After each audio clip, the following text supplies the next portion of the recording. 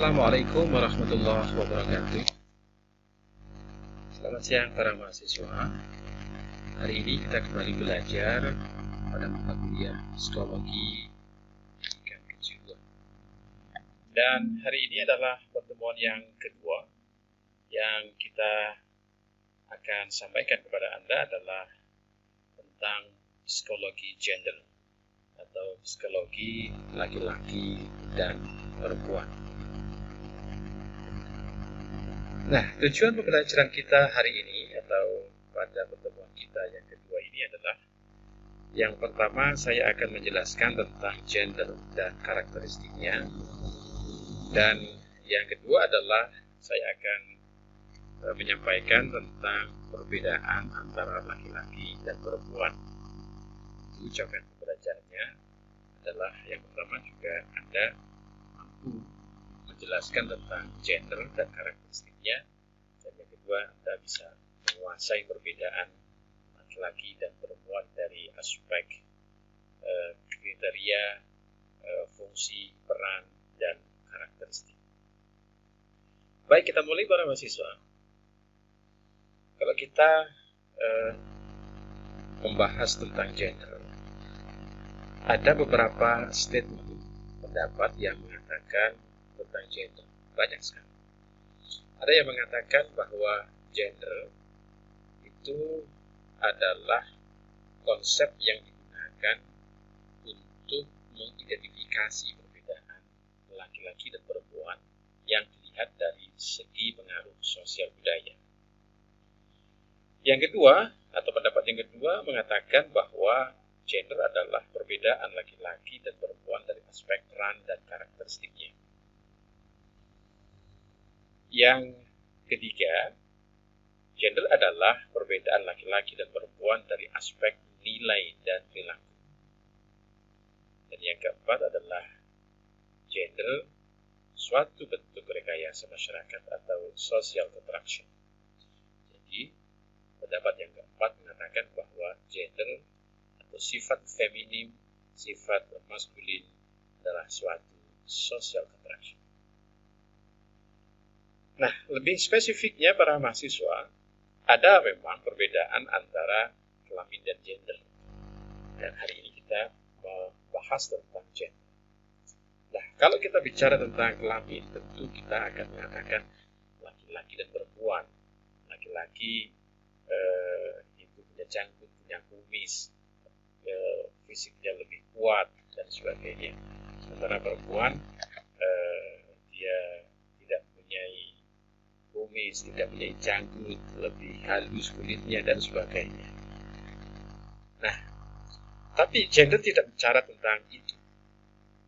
Nah, gender mengatakan dari beberapa peran, dari karakteristik, dari perilaku, dan sebagainya. Nah, di dalam gender itu membahas tentang misalnya perempuan itu sifatnya lemah, sifatnya lembut, sifatnya sabar, pengertian, empati, mengayomi, tunduk dan patuh, serta mampu melayani. Itu adalah gender. Sementara kalau kita bicara tentang perempuan dari aspek kelamin, tadi dari sisi kelamin, perempuan adalah melahirkan, perempuan adalah menyusui, perempuan adalah mampu menstruasi dan sebagainya. Nah, selanjutnya para mahasiswa, apabila kita mengatakan atau membahas tentang gender dari laki-laki atau dari maskulin, dilihat dari aspek-aspek yang menjadi karakteristiknya. Apa itu? Tegas, decision maker, pemimpin, kepala keluarga, mampu melindungi, memberi nafkah, dan sebagainya.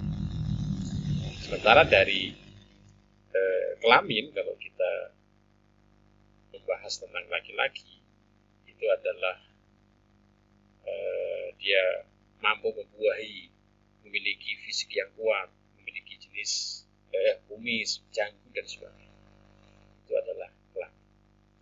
Nah, inilah beberapa hal tentang perbedaan kelamin dan gender. Dan kita hari ini bahas tentang gender. Ada banyak sih perbedaan antara kelamin dan gender. Anda bisa membaca buku yang referensi yang akan saya sampaikan kepada Anda. Nah, gender dari karakteristik manusia, dari peran dari manusia, gender, baik itu dilihat dari feminin maupun maskulin, laki-laki dan perempuan, ada pengaruh yang bisa mempengaruhi berkembangnya sebuah gender. Sifat-sifat ke feminim, sifat-sifat ke maskulin yang tadi saya sampaikan dari aspek gender itu bisa berkembang, bisa bertumbuh. Apa saja yang mempengaruhi? Yang pertama adalah belajar. Belajar itu adalah gampang saya mengatakan sesuatu bisa diajarkan. Asalnya tidak mampu, bisa-bisa karena belajar. Nah, kemudian segala sesuatu bisa diajari, bisa mahir karena belajar. Sehingga belajar itu adalah perubahan perilaku sebagai hasil dan pengalaman atau latihan yang diperkuat. Ini adalah belajar.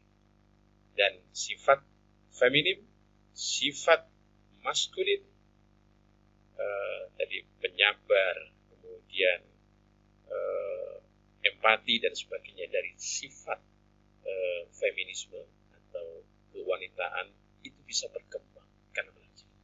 Dan sebaliknya, kalau tidak ada kemauan untuk belajar pun tidak ada atau tidak berkembang dari sifat-sifat tersebut.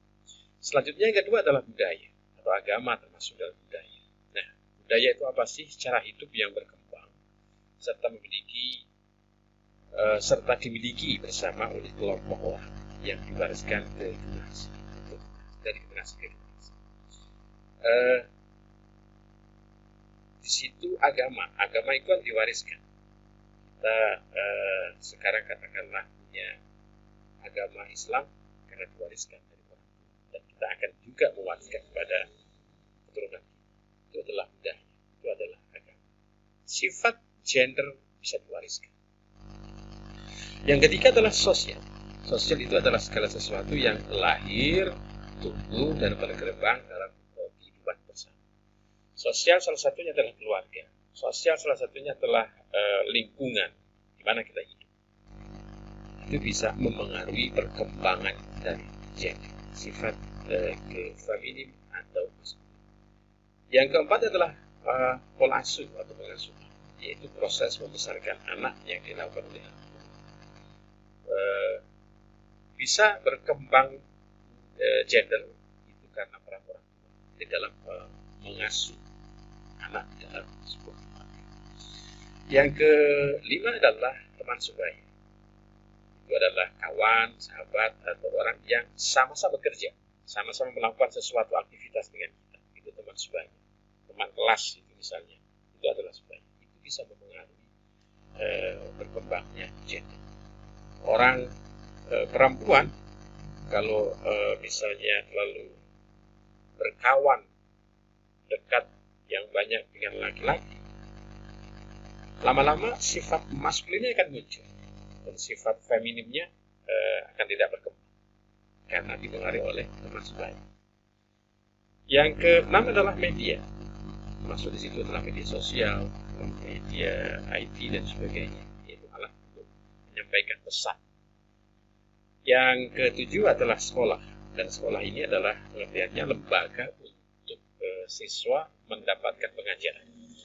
Dan yang bertanggung jawab dalam pengajaran itu adalah guru. Makanya guru sangat berpengaruh terhadap perkembangan dari gender seseorang siswa, seseorang.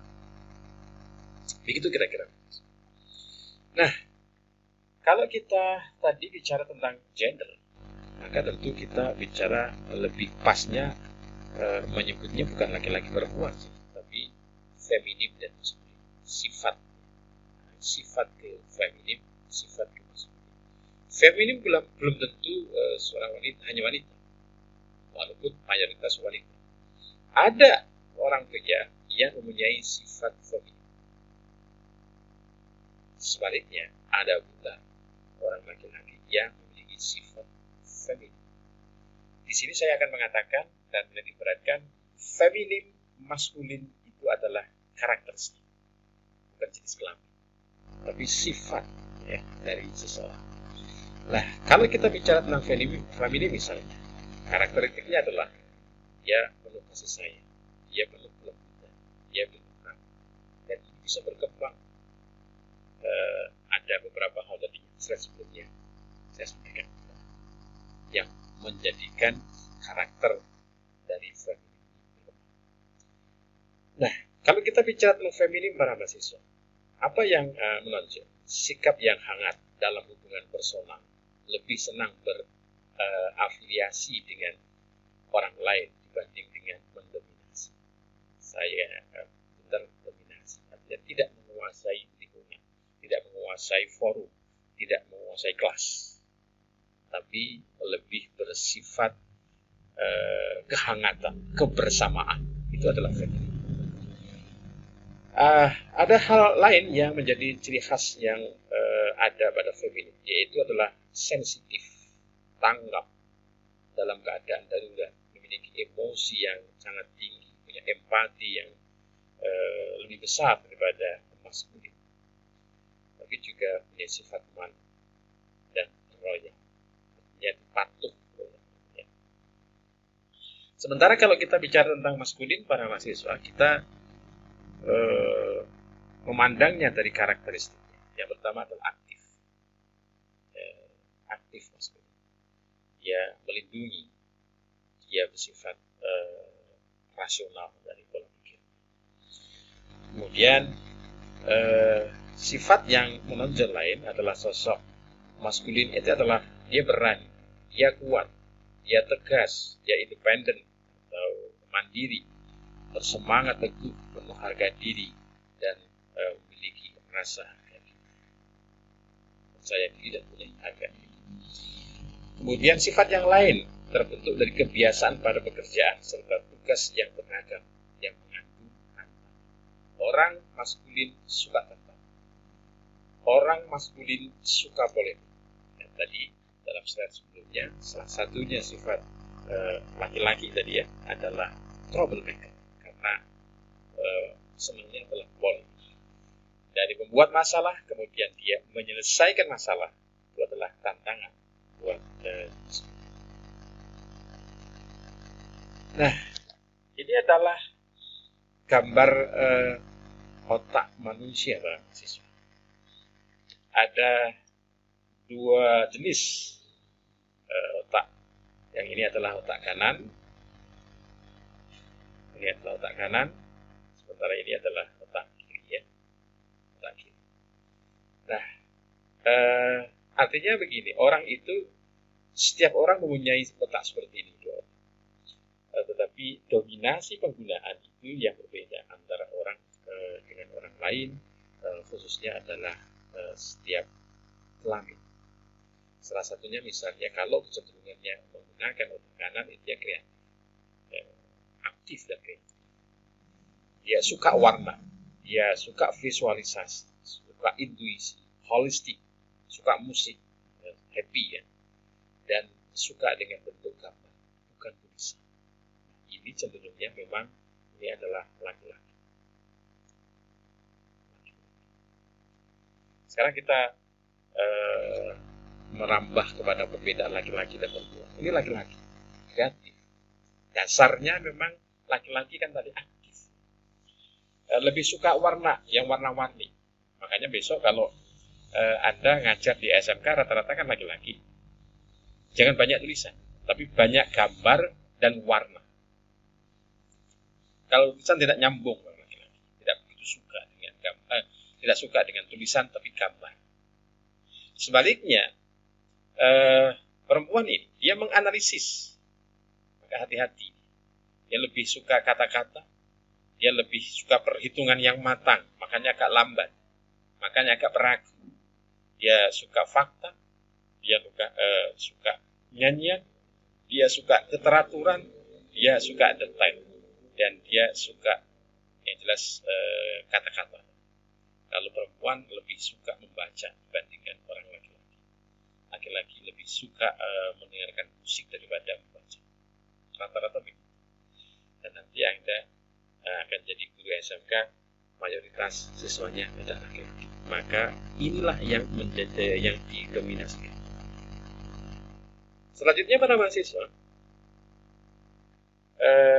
di slide ini saya akan menyampaikan bahwa otak kiri perempuan itu berkembang lebih cepat dibandingkan laki-laki. Otak kiri lebih cepat menganalisis kata-kata. Makanya dari awal orang perempuan lebih cepat belajar bahasa dibandingkan dengan laki-laki. Ya. Ini artinya para mahasiswa otak kiri lebih cepat tadi ya, dari perempuan lebih cepat daripada laki-laki. Artinya otak kiri itu tadi kan hubungannya dengan salah satunya adalah kata-kata. Makanya wanita atau perempuan itu lebih mampu dan lebih suka berbicara, lebih cerewet, karena dominasinya adalah otak kiri. Kedua adalah perempuan juga mampu membaca, hubungannya dengan kemampuan verbal, membaca. Juga lebih cepat belajar bahasa. Makanya program studi bahasa itu rata-rata mahasiswanya juga banyak yang perempuan dibandingkan laki-laki ya. Sebaliknya kalau teknik itu laki-laki itu lebih dibanding perempuan.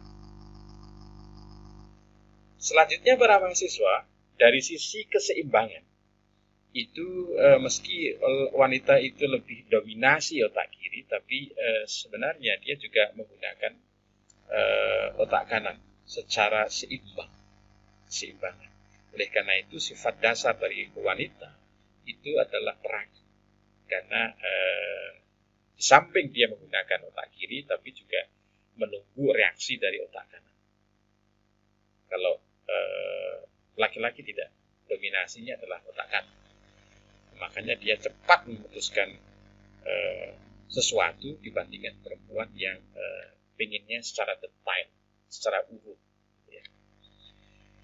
Selanjutnya ini dari aspek kata yang diucapkan oleh perempuan. Perempuan 20.000 kata tiap hari rata-rata, dan laki-laki lebih banyak mana? Lebih banyak. Berapa kali? 3 kali. Maka wajar wanita itu lebih banyak ngomong, lebih banyak berkata, lebih cerewet ya, dibandingkan laki-laki. Nah, para mahasiswa, saya lanjutkan dari beberapa penelitian yang dilakukan. Itu diketahui bahwa pada awalnya anak laki-laki itu tidak berprestasi dengan baik di sekolah, karena memang keterbatasan laki-laki itu dari segi kata. Itu tulisan, bahasa, kata itu lebih lambat dibandingkan perempuan. Laki-laki tidak suka yang namanya bahasa, kemampuan bahasa. Dan laki-laki merasa bodoh lah di depan anak perempuan dan merasa terintimidasi, sehingga membuat keributan. Sifat lakinya keributan dan membuat kekacauan pada anak-anak ya, ini sebenarnya untuk menutupi kekurangannya dari aspek komunikasi. Kurang suka komunikasi. Troublemaker laki-laki, sampai dewasa bahkan tua pun sering suka. Karena memang dasar dari laki-laki adalah suka polemik dari bahasa. Ya. Nah, kita lanjut. Juga dari hasil penelitian para mahasiswa, itu ada rekomendasi yang mengatakan bahwa lebih bijak untuk memasukkan anak laki-laki ke sekolah setahun lebih lambat dibandingkan perempuan. Kenapa? Karena menunggu hingga kemampuan berbicaranya sepadan dengan anak. Nah, dari rekomendasi ini kemudian muncullah penelitian titik temu kemampuan bahasa dari laki-laki dan perempuan itu pada usia berapa? Ketemunya adalah 7 tahun. Oleh karena itu awal mula dasar dari anak sekolah SD itu 7 tahun adalah dari hasil penelitian ini. 7 tahun bisa masuk SD. Kalau belum. Artinya, kalau anak perempuan sudah mampu lancar berkomunikasi, belum tentu anak laki-laki.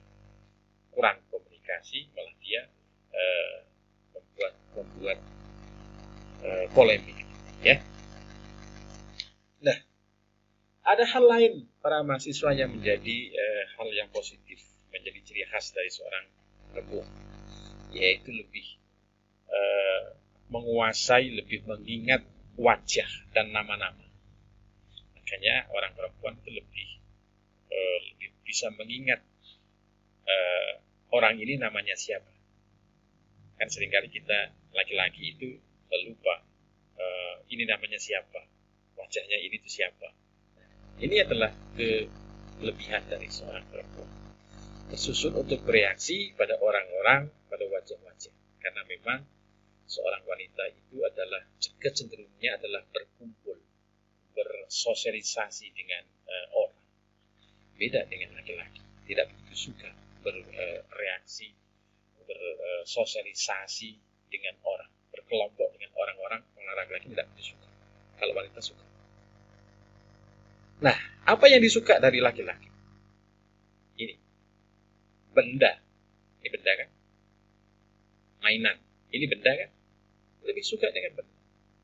Oleh karena itu, inilah kenapa jawabannya anak-anak TBSM, TSM, sepeda motor itu mayoritas laki-laki.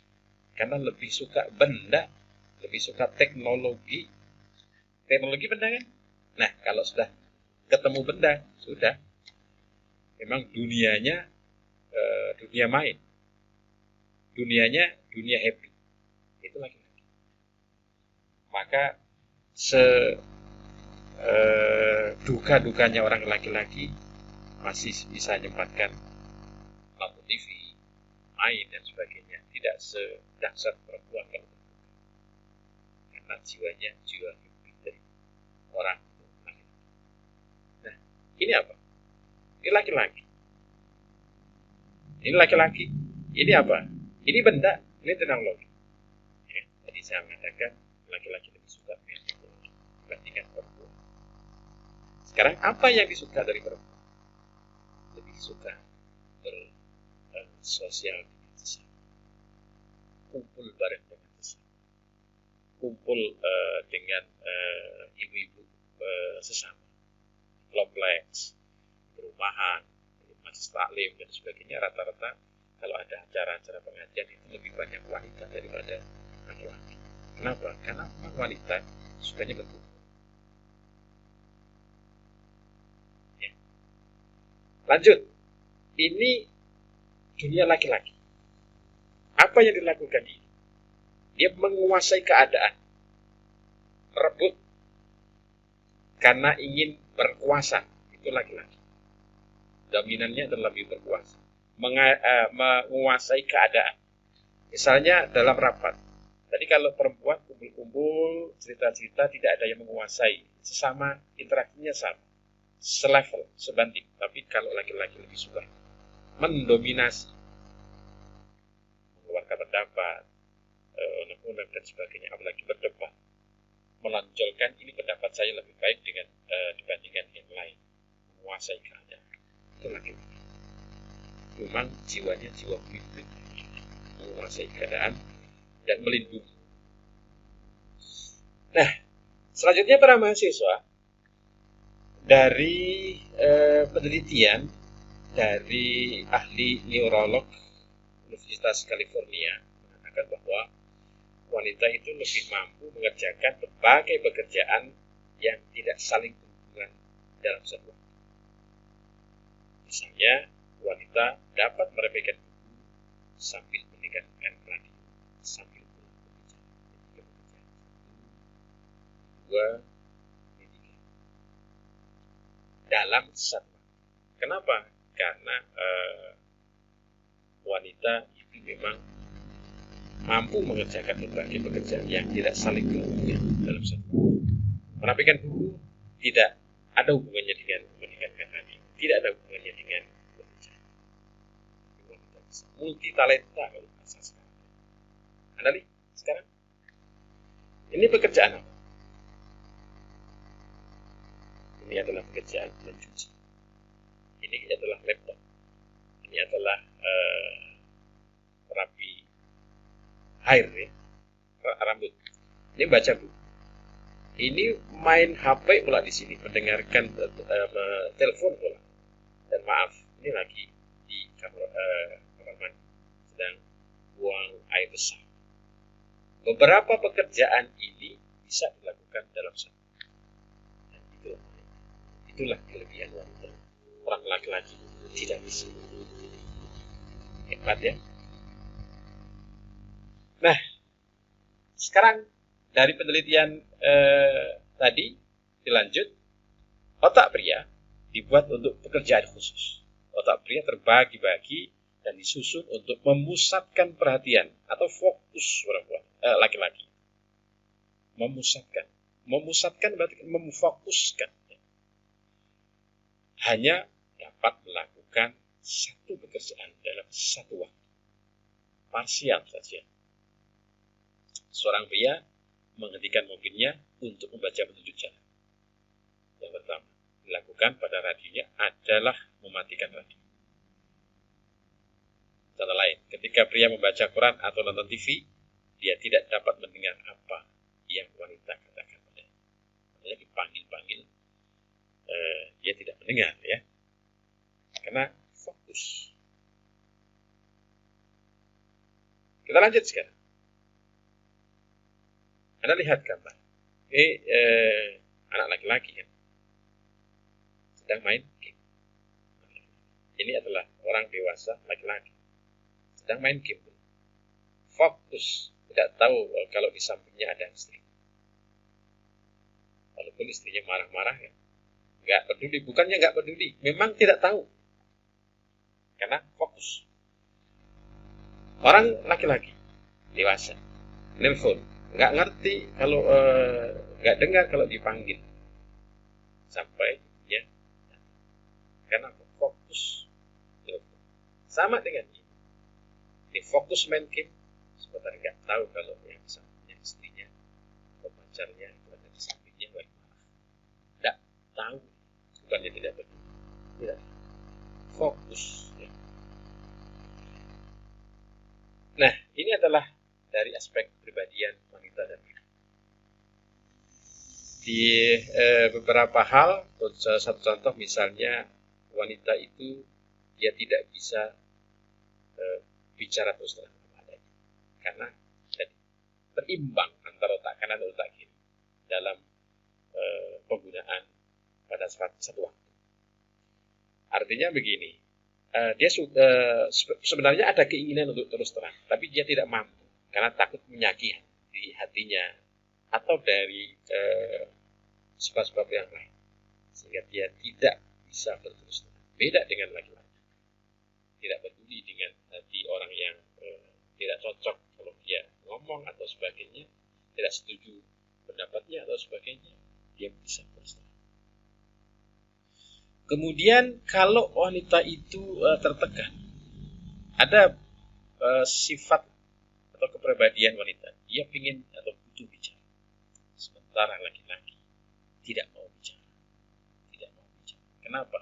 Sifatnya laki-laki tadi adalah independen, lebih mandiri. Bila ditekan, ada tantangan untuk dia untuk menyelesaikan masalah itu. Bahkan laki-laki itu bisa bicara kalau masalah itu selesai, baru ngomong. Kalau baru ada masalah, belum bisa. Ya, ini adalah banyak perbedaan antara laki-laki dan perempuan. Ini adalah dari aspek perilaku, perbedaan antara laki-laki dan perempuan. Anda lihat dalam gambar ini ya. Ini apa? Ini adalah kamar WC ya. Ini adalah antri. Perempuan bersedia untuk antri, bahkan panjang, berurutan.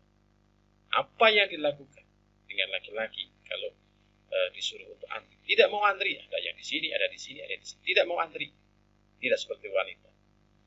Bahkan dia ngedar pintu kan. Atau paling parah adalah tidak melakukan buang air kecil di WC WC tapi di tempat umum. Karena memang karakteristiknya tidak tertib. Laki-laki tidak. Ini ketika mengepak dalam tas atau dalam koper. Kalau laki-laki cepat sih, tapi apa? Tidak rapi, semuanya masuk asal-asalan. Tapi kalau wanita diurutkan, biar rapi, biar urut, biar nanti kalau ngambilnya enak, ya gitu kan. Memang laki-laki sifatnya tidak tertib, tidak urut. Nah, demikian para mahasiswa, sekiranya yang dapat saya sampaikan untuk pertemuan kita hari ini. Terima kasih atas kehadiran mahasiswa untuk mengikuti perkuliahan. Assalamualaikum warahmatullahi wabarakatuh.